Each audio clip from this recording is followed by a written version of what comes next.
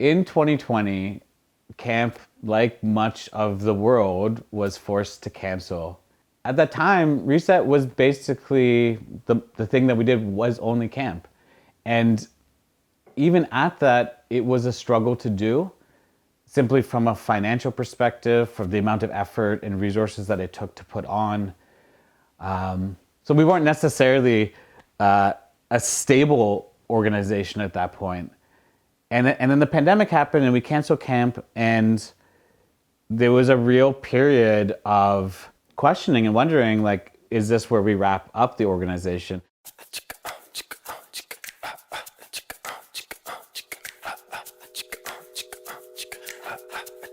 We even had a letter, a sunset letter that was drafted that we were going to send to the community to just inform folks that it was time to shut down, and just express a lot of feelings around that. We had drafted the sunset email, okay, to send out to the community. So I get this email from Auntie. All of us co-founders got the email. Auntie, Black Panther, and Moonlight had decided that it was time to sunset Reset.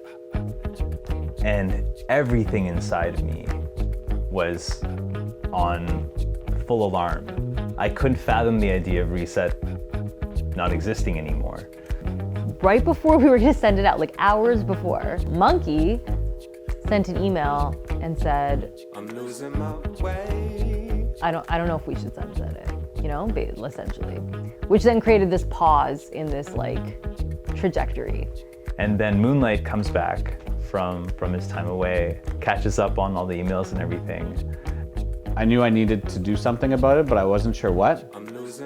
And one day I looked out the window, I looked at the playground, and it was that point in the pandemic where there's caution, they put caution tape around everything. And I just remember thinking, we've hit a dark timeline. And at the time too, I was very informed by the racial reckoning happening in the States and beyond, very informed by Adrienne Maree Brown's notion or ideas through her writing and pleasure activism about how we bring joy into the process of change, not as an outcome of it, but as a tool for it. And was very inspired by the essay by Arundhati Roy of asking this question, what if the pandemic was a portal? What if we did not want to go back to where we came from, but to use this opportunity to create anew? Since then, it's like we've been trying to figure out how to make Reset sustainable. What we did is we asked our community, we said, here's where we are. You all know what's happening in the world. What can we do? And we hosted a series of town halls virtually over the next 6 months that ultimately got us towards a plan.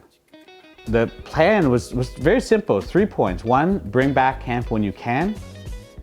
2, how could we bring an experience from camp into the real world, into this moment of pandemic as a way to facilitate connection? And that became the pop-up playground. And the third thing that came from the community was, how could we explore physical space manifestations of Reset into the real world, which led to us opening up a community living room. And for 3 years, really in a deeply rooted way in a community, learning how to cultivate the skills of life-affirming community. And we've since wrapped the project to the living room, but so much of what we learned there ties into so much of what we learned in camp and is informing the strategic plan and all of the work we're going forward. People were still getting to experience the magic of Reset, and new people were being brought in and experiencing that and getting excited. And then when camp started up again, all the people who got to go for the first time and are continuing to go for the first time just makes me really happy to know that that is continuing. And I really feel like this moment of time was so important, because there would not be this literal moment right now if it weren't for a bunch of people in our community to come together at a real moment of darkness and ask this question, what if we could bring some light? Yeah, there's something about your love. Yeah, there's something about your love. Smooth like cognac, I'm so in love. about your love that helps me unwind, yet still so refined, like some high-end cuisine, and I see yours some wine. You are the reason I feel so alive. You give me this feeling inside when times are rough, and I start to think, is this ship gonna sail? Is this ship gonna sink? You open my eyes, push my ego aside. You give me this feeling inside. Yeah, there's something about your love. Yeah, there's something about your love. Smooth like cognac and so low. Yeah, there's something about your love.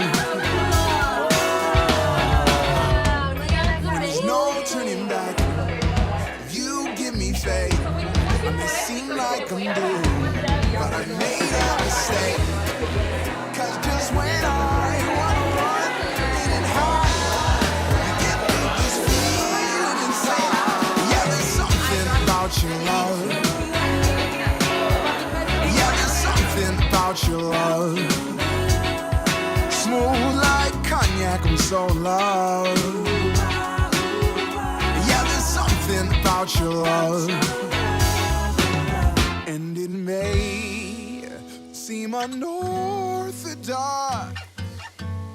all the crazy things I do.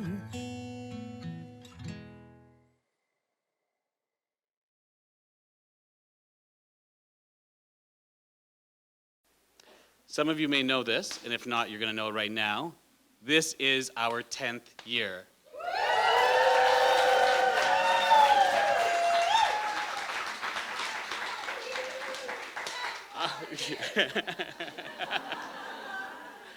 Our journey, to put it shortly, has defied logic and proved magic. 10 years of hammocks and hugs, 10 years of dancing in the woods, 10 years of radical joy, of reimagining what community can feel like, 10 years of practicing other ways of being together, and along the way, thousands of campers, hundreds of fires, and countless "you're too talented" moments.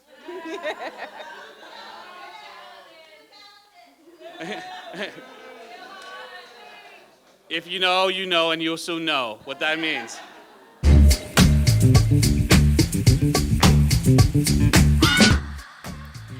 Are you ready for a mind trick? All right, let's try this either in pairs or in a group.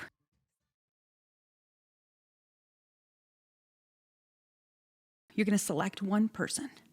That person is going to put their hands out, flip them to the outside, interlock your fingers, and now get one of your partners to point at a finger that you will lift.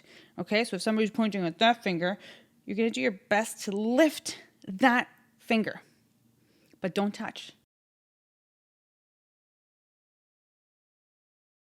And just notice the confusion. Notice what's happening in your head. Or notice how you are getting a perfect score because you are a mind ninja.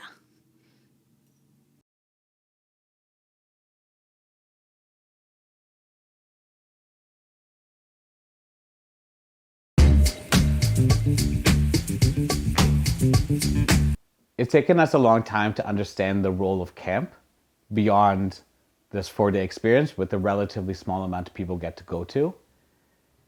As we approached our 10th year, our board stewarded this process to ultimately develop our first ever strategic plan. And one of the things that really came through the public consultation was this idea of camp being a living lab, a place where people get to practice connection and community. I always think about experience design as like there's dials you can turn up and you can turn down. And when you turn up dials, turn up or turn down dials, you change the permissions and conditions of the container. And when you change the permissions and conditions, you change the experience. Like the first year, I didn't even want to share a schedule. I was like, I want everything to be a surprise. Like no one needs to know what happens at all. and just not fully understanding that creates a lot of like anxiety for people. And so I think that in the first 2 years, we were like the kind of the safety, comfort, like those dials were much lower, and the risk-taking and edginess and experimenting and exploring was much higher. And it attracted different people. It was a completely different experience, and it had different results. I think over time, it has turned the dial up on the play, the safety. I think when I went in 2023, I said it's such a wholesome experience. It's become a wholesome experience. Like you can take your parents to Camp Reset. And so it's attracting different people. The actual retreat experience is very different, and the outcomes are different. And so the organization has matured to prioritize inclusion, which is a beautiful thing. And when you create experiences where you want to include as many people as possible, you have to be more mindful about how you're designing those experiences. And oftentimes, I mean, there's always trade-offs when you make decisions, but in those cases, you're saying, we're not going to go to the edges. We're not going to push people. We're not going to introduce X, Y, and Z because we know that it's going to not feel safe for a group of people, and we don't want to take that risk. I have been on the board for 2 years, and I've attended 3 camps. So a lot of my knowledge of the previous iterations of Reset are anecdotal and stories that have been shared and people who have been around. And so even seeing that arc as well of sort of, you can see like values that have always been held, but have they always been reflected? If you look at the data in the earlier the days versus now, no, they haven't always been reflected. But if you start to actually see the story that the data shows now, even if it's just like, you know, melanated folks, what's the percentage of melanated folks who are at Camp XYZ? You can see the data that actually is starting to reflect the sort of like espoused values. Or somebody was telling me this thing the other day, that the best organizations, or the organizations that like sort of have like the healthiest cultures, are those that are able to practice internally the thing that they're trying to create externally. This milestone of the 10-year anniversary, where we put out a strategic plan, and obviously that is like very, you know, it's kind of like an administrative and like boring like document, but it actually represents so much more, because I think it's a moment that represents like, okay, we have done 10 years of learning. Like we have experimented and learned different things, and we have failed. And like each of those failures have failed, you know, each of those failures were teachers. And we have learned what it means to actually cultivate community in the organization, to cultivate care in the organization, to cultivate like the values that we want to like bring out into the world, to actually practice them as an organization. And then just trusting that people will show up however they want to show up, and then that will be enough. You just create the safety around that. It's so powerful to watch. It really is. And just also listening to the evolution of it, of what it was like before COVID, what it's like after COVID, the amount of care that's been put in, and then also seeing what is the growth from it. From like that world Guinness record hug that y'all did, to Wonderverse that you're now doing, to all these other things, you know, to the community things that you would do, you know, in your neighborhood. The first 10 years of Reset, there was so much experimentation, and there were so many different chapters, right? There were creation chapters, there were destruction chapters, there were different leadership chapters, there were different visions, you know, and of course there was like a core essence. The one thing that has been a through line across the 9 years, this being the 10th year, is the connection. No matter what dials we have turned up or down, the connection is real, the connection is there, and the connection is something that people want, they need, and they appreciate. When I came upon a child, he was walking along the road, and I asked him, I said, where you going?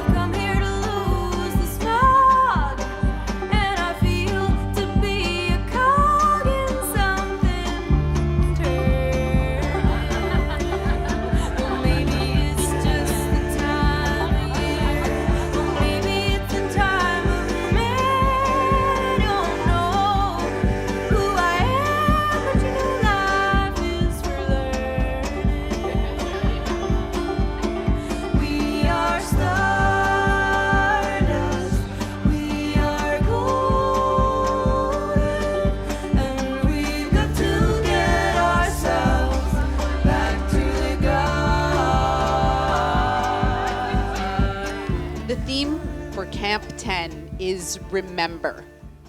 I want to start with the definition. To remember is to remember, to gather the scattered parts and make ourselves home again. The word comes from again, and membrum, limb or part. To remember, to call ourselves back, to reassemble, to reconnect, to reclaim. At Camp Reset, we know that this isn't nostalgia. It's an ongoing generative practice. We're not just looking back on 10 years of Camp Reset, but composting what no longer serves, the brittle systems, the exhausted ways of being, so that something new and alive can take root. Remembering is joy, and grief, and renewal. It is ceremony and play. It's part of the process of building futures together. Because this isn't just a camp. This is a living lab. It's a rehearsal for the world we want. It's a reminder that thriving is long-term work, lifelong work, and that play is not a distraction from it. Play is the work. Play is the point. Play is radical. Play is liberating. And play is punk AF. So wherever you go and grow from here, let us remember to compost what's heavy, to carry forward what's luminous, and to spread curiosity and compassion like the finest confetti. Take the magic you find here and don't just hold it. Live it. Welcome to camp.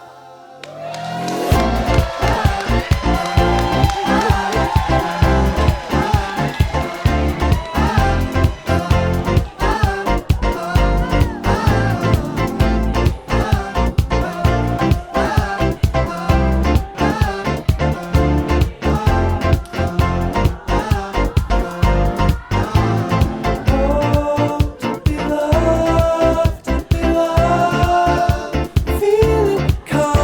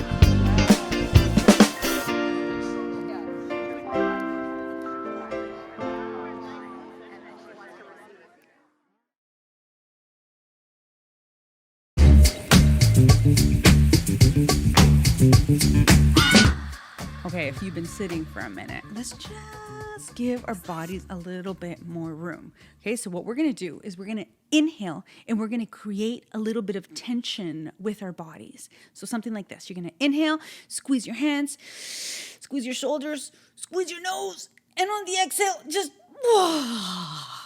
let it out. Okay, let's do that 2 more times. You ready?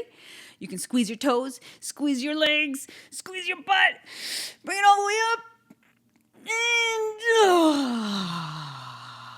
oh, that one feels yummy. Let's go 1 more time. A nice, deep, fast breath. Ready?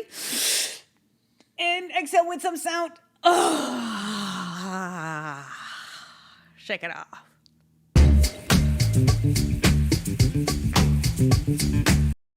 Target. Damn, girl. Get it. If you have any questions, please reach out. She's on my team when we're going to the apocalypse.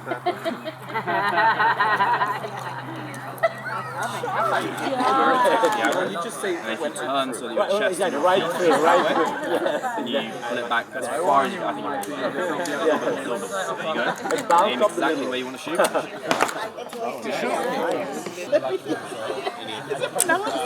Nice shot. Okay. I'm getting in the mood. Now the pressure's on.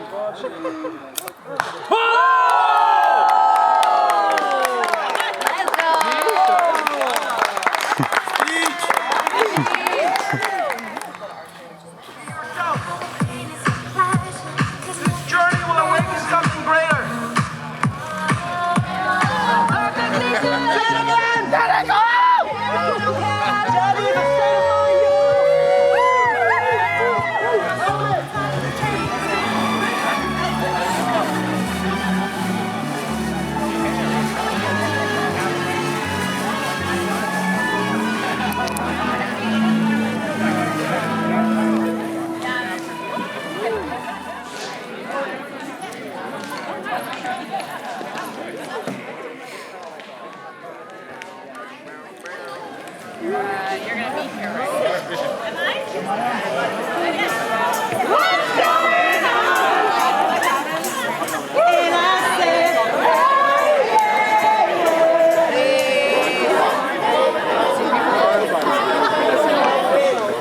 And I said, I just realized your whole thing is Christmas lights.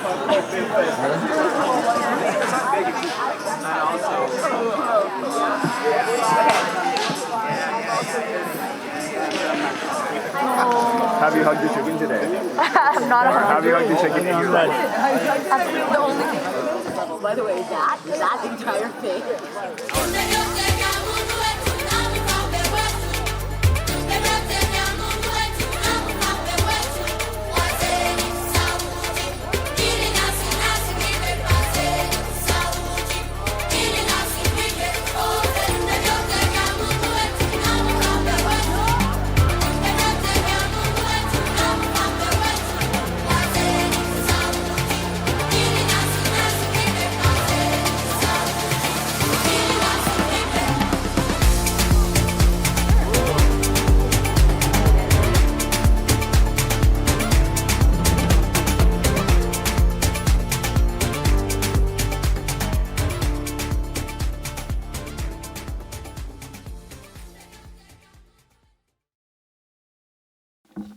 Hello, everyone. I'm Rise, and this is my tape belt, Sticky B. I agreed to do this in under 5 minutes, because last year that didn't happen.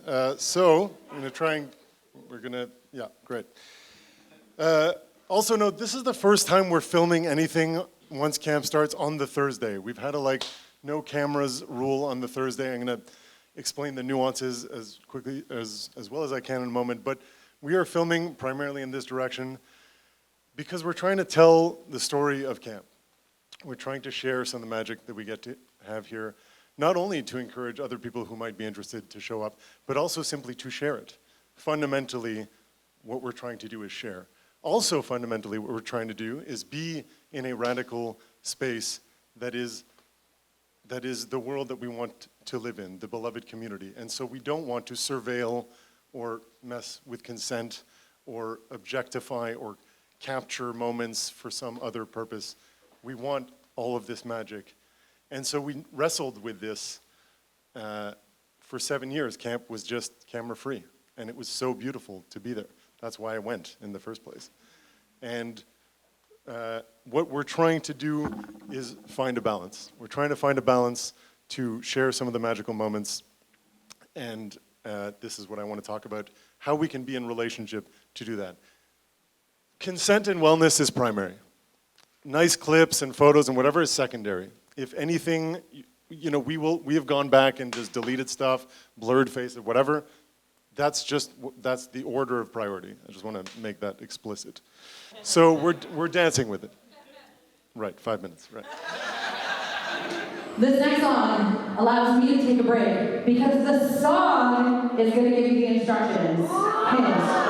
Yeah. Left foot, let's start. Freeze! Everybody clap your hands. One up this time. One up this time. Reverse. Reverse. Slide to the left. Hands on your knees. Hands on your knees. Yes! Beautiful. Campers, give yourself a round of applause. That's just so perfect. It's so fun. Oh, yes, yes,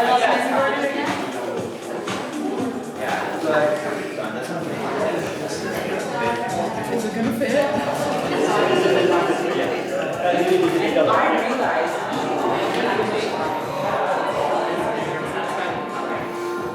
Well, so what I might do is actually start by like mixing it beforehand. It was like panic watching. And I guess it's a few Oh, God. We made it. We will, as soon as we possibly can. Let's say it.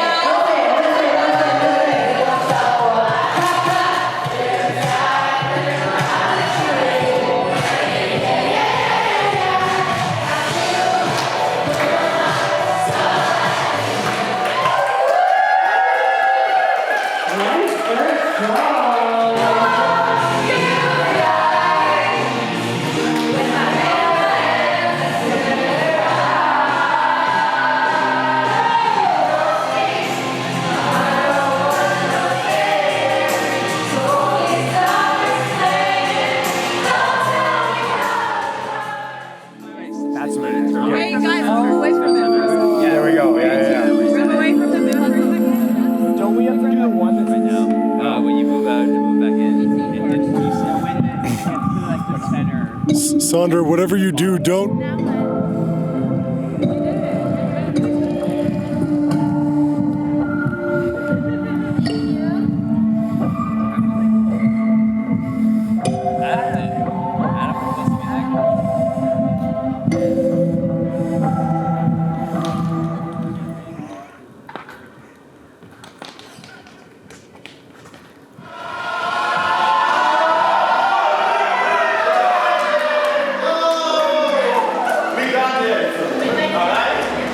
Place a hand on your heart to feel it beat in solidarity with Indigenous peoples across Turtle Island, in Palestine, Congo, Sudan, and beyond. So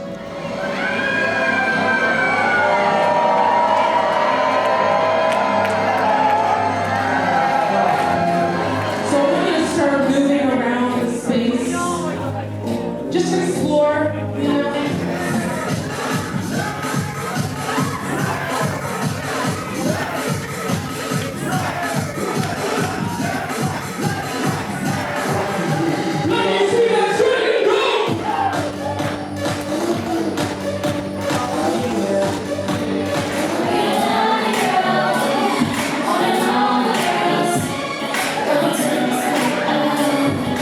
One storm and one calm.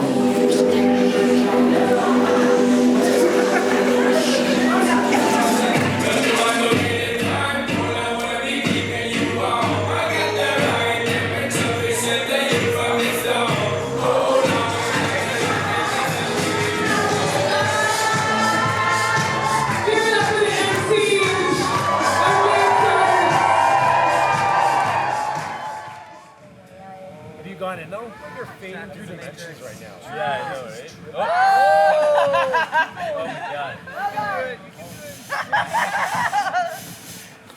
This is the part where I'm gonna cry. So, this is all co-created by an unbelievable amount of people. I get to work with the core team of 11, and I would love to invite those folks to stand now. The 11 on the core collective, please stand. These are the folks who plan the true circles, who plan for care at space, who take care of all of the comms, all of the art, all of the logistics, all of the relationships, all of the project management, and all of the programming. And we do not do this work alone. All of us had departments of teams, and we ask those who have directly supported those standing to please rise now. The moss bed, everyone on the story team, the program managers, care team, production, making it happen, sleep team, the sleep team, who get us to the most comfortable spots where we can rest and recuperate. Thank you all. And please stay standing, because we would not be able to have this incredible experience without all of the collaborators who contributed their expertise and their love, everyone who provided programming and art, all of the installations, everyone who is here who is part of that, please stand now. All of the dancers, all of the dreamers, all of the collage folks, and last but certainly not least, everyone who modeled rest and play, who chose to come here, who chose to fly in here from far, far away, and everyone from nearby. Everyone at Camp Reset, please stand. Thank you for your time, for your love, for your sense of adventure. None of this happens without you. Thank you.